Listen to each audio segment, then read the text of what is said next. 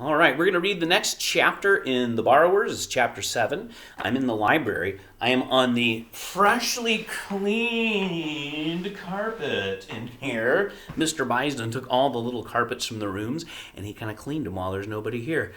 So it's nice and fresh and clean, and I guess I'm the one making it dirty. Oh, well.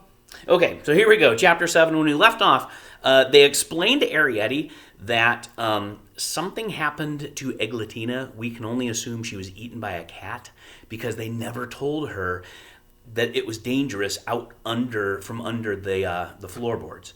So the plan is to teach Arrietty, since she's their only child, how to borrow.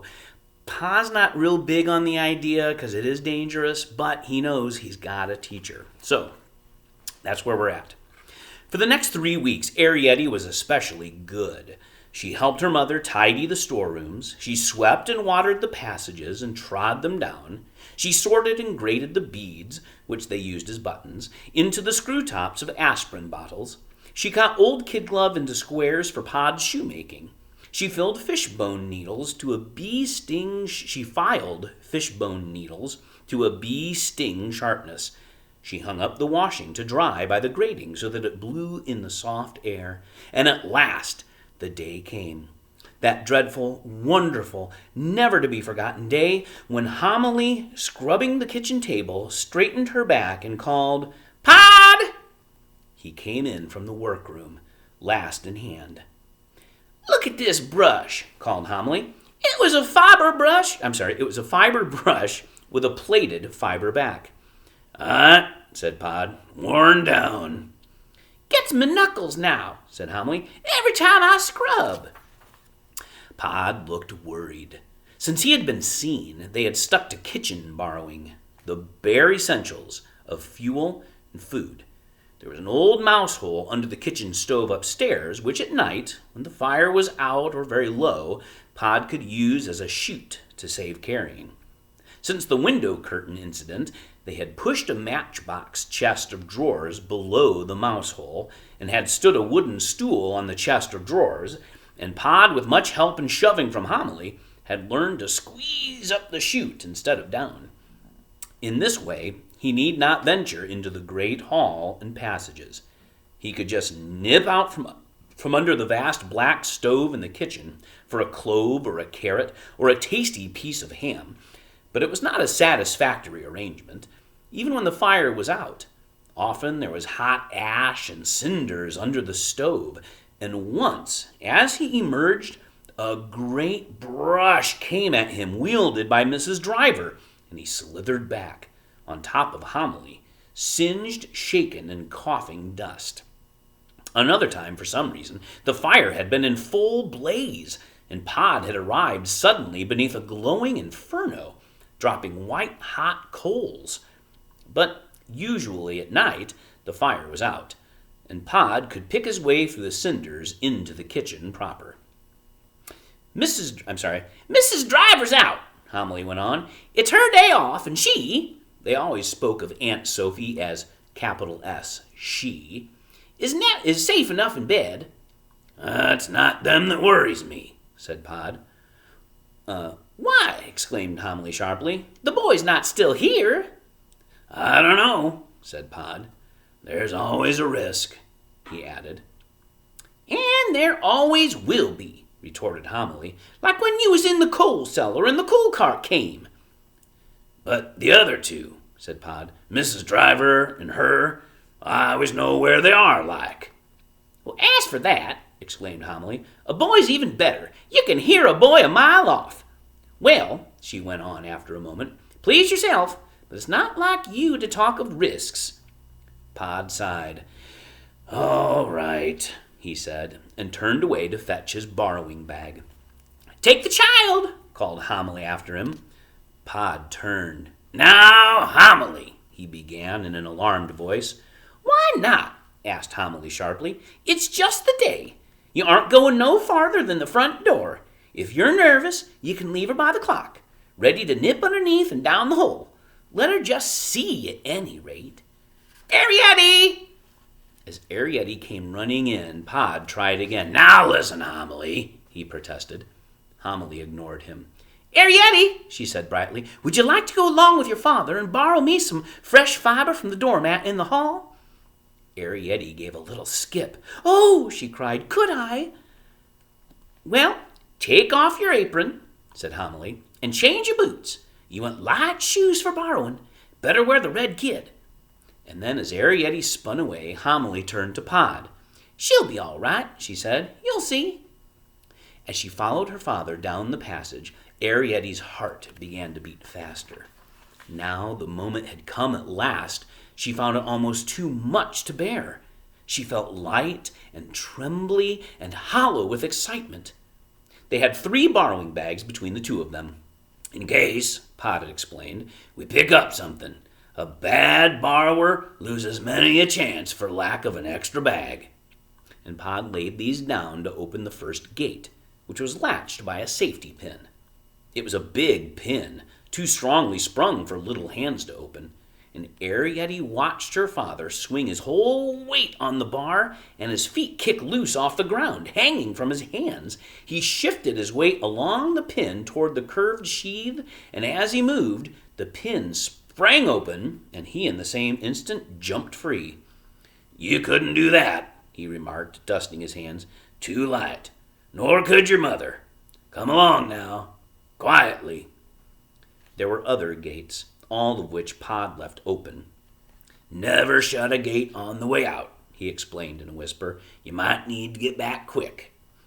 And after a while, Arietti saw a faint light at the end of the passage. She pulled her father's sleeve. Is that it? She whispered. Pa stood still.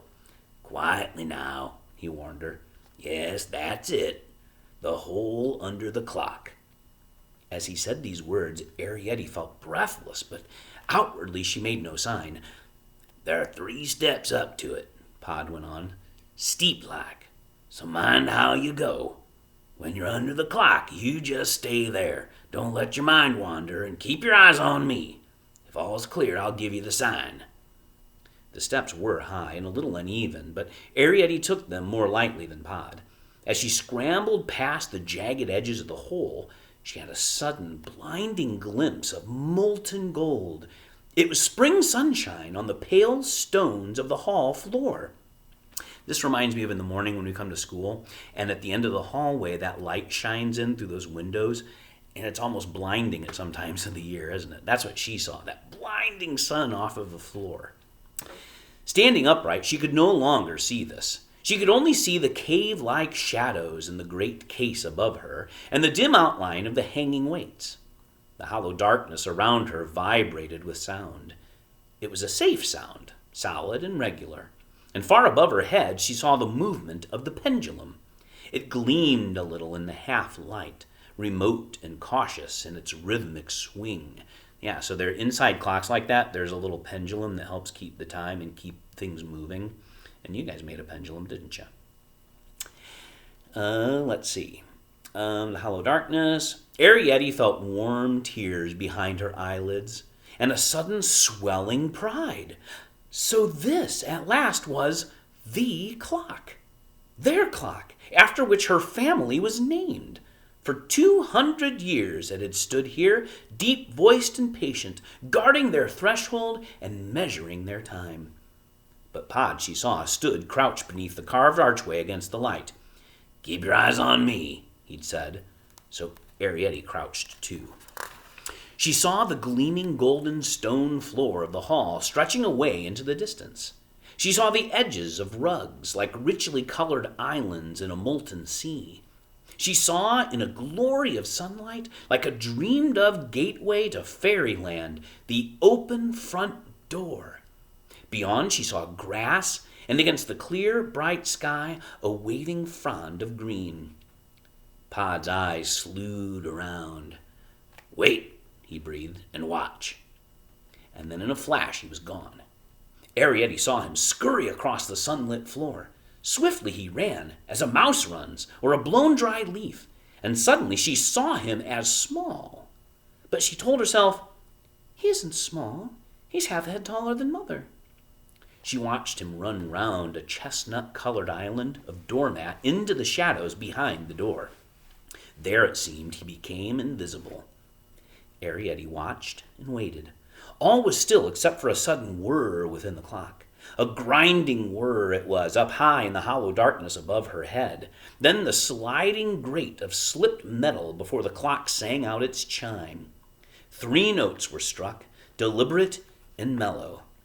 Take it or leave it, they seemed to say, but that's the time. A sudden movement near the shadowed lintel of the front door, and there was Pod again, bag in hand beside the mat.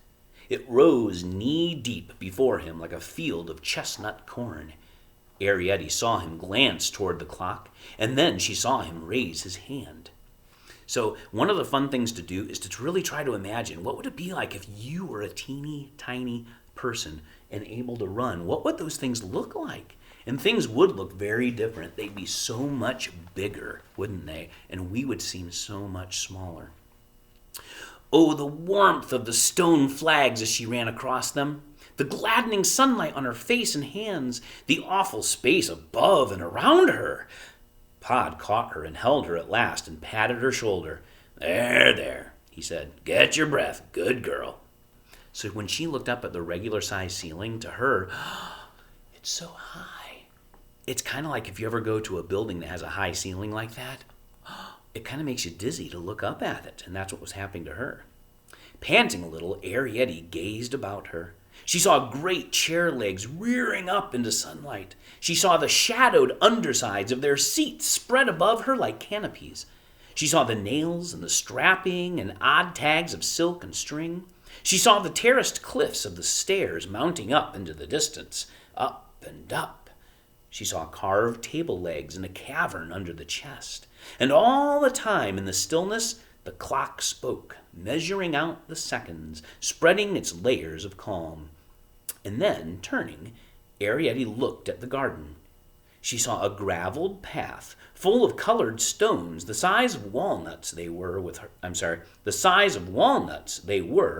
here and there a blade of grass between them, transparent green against the light of the sun. Beyond the path, she saw a grassy bank rising steeply to a tangled hedge. And beyond the hedge, she saw fruit trees, bright with blossom.